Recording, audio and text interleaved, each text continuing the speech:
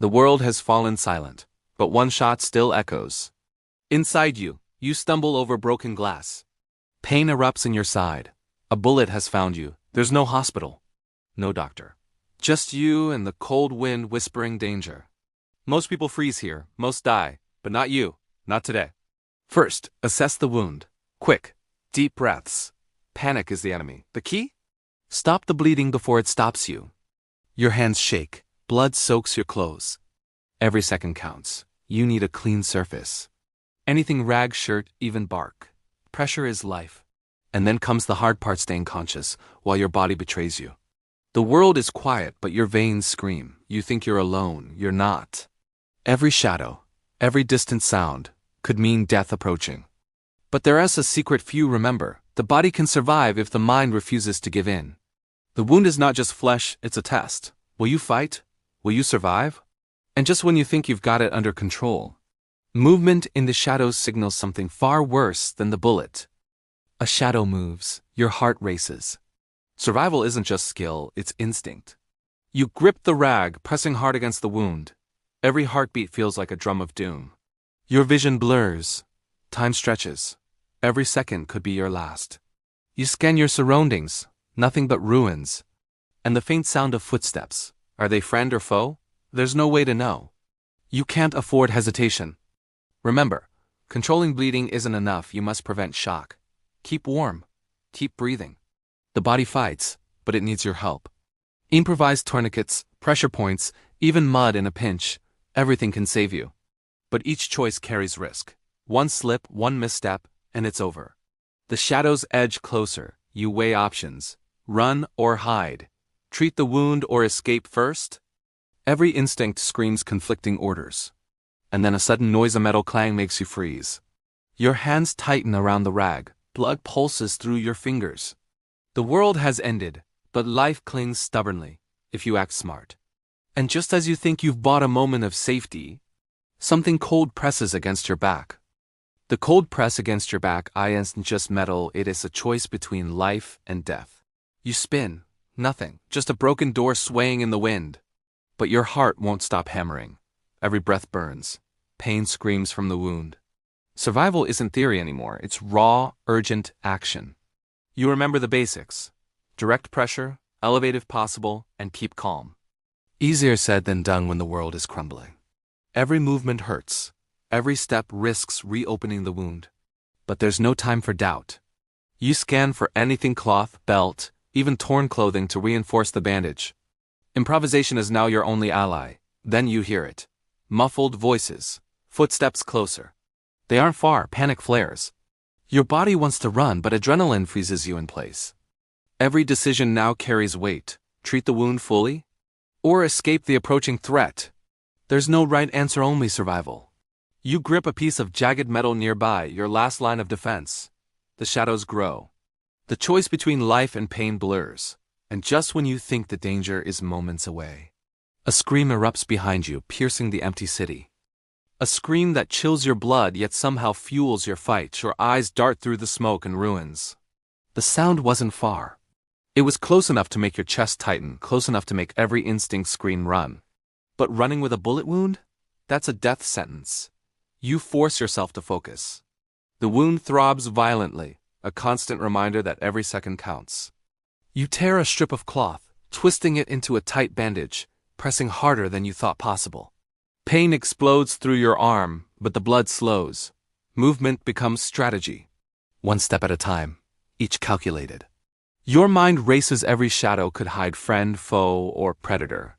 The world ended, but danger didn't. Suddenly, a figure appears in the distance. Is it another survivor or someone who wants what you have? You freeze, holding your breath, counting your heartbeat. Waiting, the figure steps closer. You realize it's a child, terrified, holding a makeshift weapon. Relief? Confusion? There's no time. Survival decisions don't wait for morality. The child speaks, but the words stop you cold. They're coming. They saw you bleed. They saw you bleed. 4 words that change everything. Your stomach drops. Blood leaves a trail. In this world, that's a signal flare. You glance down, dark stains, unmistakable. The wound isn't just hurting you anymore, it's announcing you. The child's eyes dart behind you. Fear like that doesn't lie. Whatever's coming isn't curious, it's hunting. You force yourself to think. Not fast, clear. Movement must be controlled. Noise must be minimal. Survival now is about decisions, not strength. Your body feels heavy, cold creeps in. The danger isn't just outside, it's inside you. Weakness. Dizziness. Time slipping. You steady your breathing. One step, then another. Every motion is deliberate. Behind you, something scrapes against concrete, slow, intentional. They're not running. They're confident. And then you realize they're tracking you by sound, not sight. Hook, if they're tracking sound, silence becomes your strongest weapon. You stop moving completely. Even pain has to wait. In a broken world, noise is a confession. Breathing too fast, footsteps too heavy, panic too loud. You feel your pulse in your ears, like it might betray you. The wound burns, but you don't look at it anymore. Looking makes it real. And real makes people break. You focus instead on control of breath, of posture, of fear. The child mirrors you. Still, silent, watching. Whatever is out there expects. Chaos, running, screaming, mistakes. You give them none of it. Minutes stretch. The city feels like it's holding its breath with you. Somewhere nearby, something shifts. Not closer. Not farther. Waiting. That's when you understand the real danger. They aren't rushing because they don't need to. They think you're already finished, and the moment they stop moving, you realize this isn't a chase anymore. It's a test. A test only the injured ever face. How long can you pretend you're already dead? Your legs tremble. Not from fear but loss. Strength draining quietly, patiently. This is how people disappear, not with screams, with stillness. You feel the weight of the world pressing down. The wound pulses like a countdown. Your thoughts slow. That's the real enemy now. Not them, not the shadows. Sleep. You bite down, grounding yourself in pain just to stay present. Around you, the ruins don't care who survives. They've seen this before. The child grips your sleeve, eyes wide. Waiting for you to lead. Waiting for proof that survival is still possible. Somewhere nearby, footsteps stop. Then shift. They're no longer listening for noise. They're listening for life. And that's when you feel it, your body giving you one final chance to move. Or collapse forever. The body always whispers before it shuts down. This is the whisper. Your vision narrows. Sound dulls. The world pulls inward like a tunnel collapsing. This is the edge, the place where most people don't come back from. You don't think about pain anymore. Pain is background noise. What matters now is will. Staying upright, staying present, staying here. You anchor yourself to something real. The ground under your feet. The weight of the air in your lungs. The child beside you, proof that your choices still matter. This is the moment survival myths never talk about. Not heroics, not strength, just refusal. Refusal to lie down. Refusal to disappear quietly. You shift your weight, slowly, carefully, enough to remind your body it still has a job to do. Somewhere nearby, something exhales in frustration. They expected you to fade. You didn't, and in a broken world that makes you dangerous. Because the moment they realize you're still standing, they change tactics. When predators change tactics, it means you mattered more than they expected. The air shifts, not louder, smarter. You sense it before you hear it.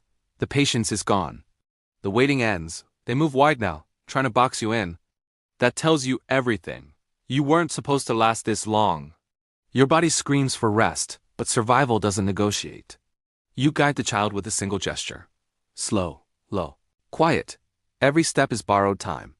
The world feels sharpened, edges brighter, sounds clearer. This is adrenaline's final gift. You don't need strength anymore, you need timing. A sound breaks the silence, deliberate, a mistake, or a lure.